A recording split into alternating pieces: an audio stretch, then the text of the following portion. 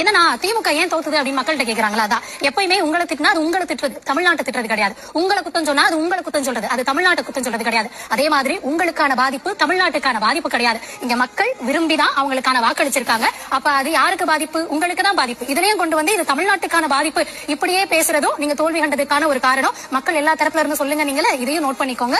இப்படி எதுக்கு எடுத்தாலும் இங்க இருந்து விசஸ் டெல்லி அவங்க ஏதாவது சொல்லிட்டாங்கன்னா தமிழ்நாட்டை சொல்லிட்டாங்க இப்படின்னு பண்ணாதீங்க. அதுல நீங்க பொறுப்பேற்றுக்கிட்டு நம்மள சொல்லியிருக்காங்க, அது எங்களை தான் திட்டிருக்காங்க அப்படின்றத தைரியமா அதை கொஞ்சம் அட்ரஸ் பண்ணலாம். அப்புறமா தாவேக்காவுக்கு வாக்களித்தவர்கள் வருந்துவதாக திமுக சொல்வது நிஜமா? நீங்க அறிவாலயத்துக்குள்ளே கேட்டிருப்பாங்க அப்படின்னு நான் நினைக்கிறேன். பொதுமக்கள்கிட்ட வந்து அப்படி தெரியல. என்னன்னா இவங்க வரமாட்டாங்க அப்படின்ற ஒரு சந்தேகத்துல இத்தனை பேர் வாக்களிச்சதாதான் சொல்லப்படுது. அப்ப வருவாங்க, இந்த அளவுக்கு ஸ்ட்ரென்த் இருக்கு அப்படின்னா ஒரு சந்தேகத்துல எதுக்கு அப்படின்ற மாதிரி யோசிச்சு வாக்களிச்சிருப்பாங்க.